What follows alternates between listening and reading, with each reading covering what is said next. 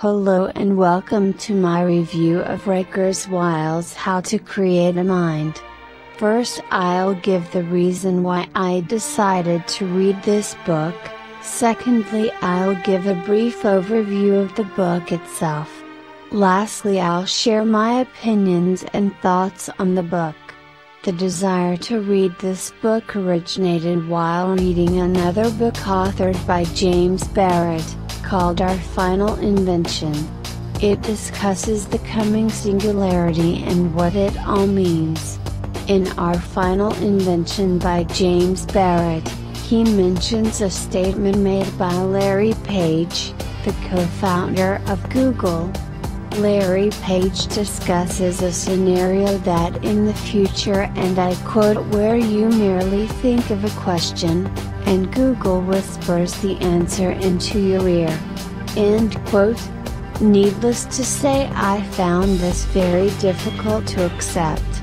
The more I thought about such a thing, the more implausible it became to me. The human brain and computers are not compatible, they do not speak the same language, nor can they. Computers speak in binary code. Binary code is made up of ones and zeros.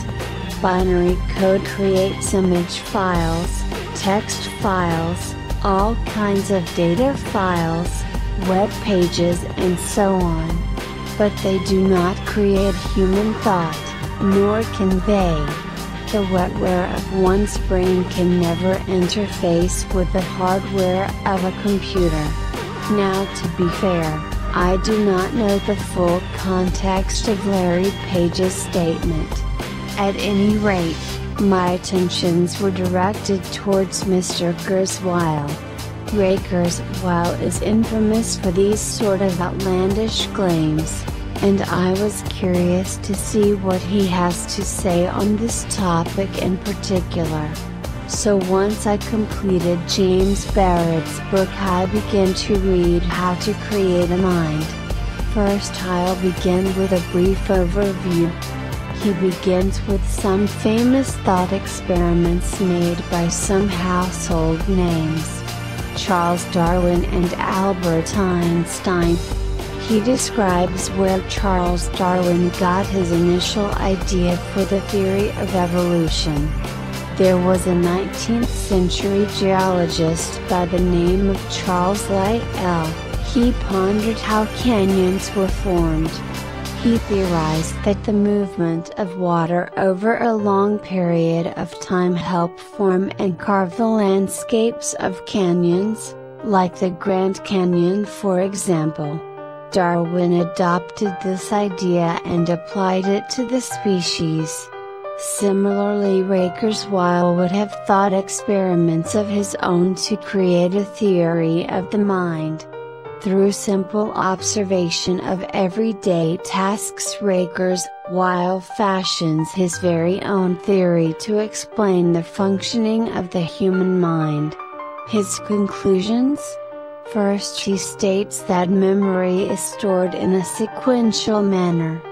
For example, one person can easily recite the alphabet from A to Z, but to do so in reverse order is very difficult.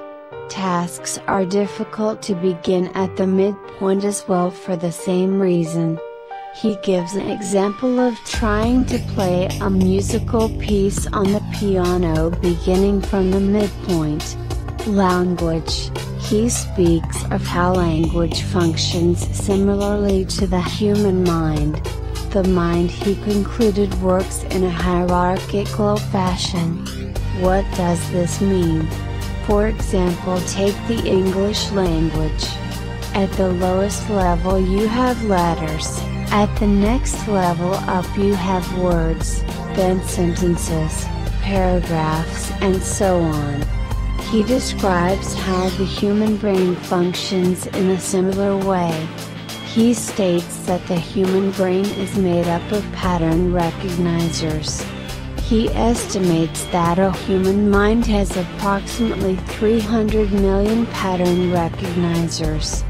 What is it? A pattern recognizer at the lowest level will be triggered by something simple as a crossbar, as he puts it, in the capital letter A.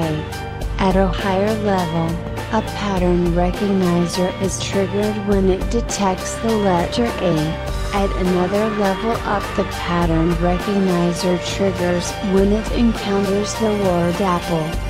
At higher levels, recognizers will identify humor, irony, an individual's face, even beauty. The most fascinating discussion in my opinion has to do with the synthetic neocortex. Remember Larry Page? Here Kurzweil speaks of the nature of how humans will one day interface with a computer, and how humans will do so via a virtual brain. The brain itself won't even know where it ends and where the synthetic brain begins. Brain augmentation will make this possible. Humans will be able to add millions or perhaps billion more pattern recognizers. So your virtual brain will respect the principles of your natural brain. So my thoughts and opinions. I enjoyed it. I thought it was a fascinating read. And I do recommend it to others to read and absorb. I'm not quite sure what it means that the average person on the street will have an intelligence that is billions times greater than Albert Einstein. The only issue I have with Kurzweil is his rosy optimistic views of the future. I don't think he gives fair time to the slightly unpleasant scenarios that can occur. But ultimately I did enjoy it, and I'm surprised it hasn't caused more discussion in the marketplace of ideas, in my opinion.